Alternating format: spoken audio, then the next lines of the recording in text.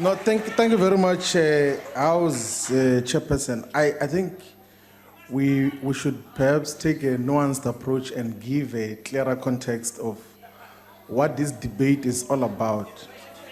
So the size of retirement funds in South Africa is about 4.2 trillion rands. And about 1.8 trillion of that belongs to the government employees pension fund. And the manner in which retirement funds are managed is through asset management companies. The biggest asset management company is a state-owned Public Investments Corporation, the PIC. It's 100% owned by the state and is the biggest asset manager in the continent, but also it is the best performing asset manager in the entire continent, even compared to the privately owned asset managers. It does better than Sanlam or Old Mutual or Coronation, Oil and Grey asset management companies. So you have got a state-owned asset management company that is performing far much better than the privately owned asset management companies. And already the PIC is exposed to both government and parastatal bonds. So I don't know what we're debating if all of us know now that the PIC is exposed to government bonds. It invests in developmental projects. It has got private equity investments that it makes. Actually, the biggest danger of the PIC's investments is in the listed space, with a recent loss of more than 20 billion through investments in Steinhoff. So I think that this is a non-debate really in terms of what the DA is portraying the issue and raising false alarms to cause panic.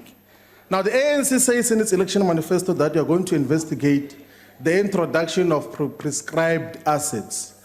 But you do that in a broad and not clearly comprehensive developmental strategy and agenda. So it becomes problematic when you just say you want to investigate the introduction of prescribed assets without clearly defining under which developmental mandate and strategy do you want to introduce or investigate prescribed assets?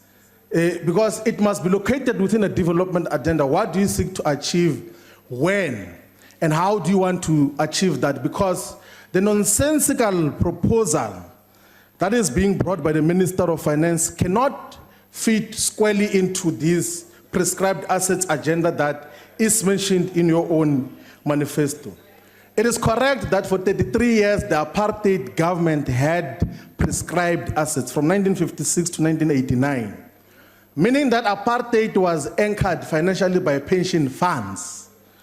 It was utilized to guarantee the jobs and the happiness of the white minority. So there is absolutely nothing wrong that if it is properly located within a proper developmental program, we should have prescribed assets in South Africa, but the approach will be nuanced. I want to explain what should be done in terms of all of those issues. One is that we need to consolidate all municipal pension funds. So 230 odd municipalities in South Africa have got different pension funds, majority of that managed by private pension fund managers. So those must be consolidated into one pension fund. We must then have a municipal employees pension fund and then give an asset manager to then deal with the developmental investments of that pension fund which would have been consolidated. And of course, deliberately focusing on municipal infrastructure and other developmental impactful investments that must be looked into. And then we should set a target, which we say in the EFF elections manifesto, must be 30% of all the pension funds must be invested in the productive, job-creating, labor-absorptive sectors of the economy.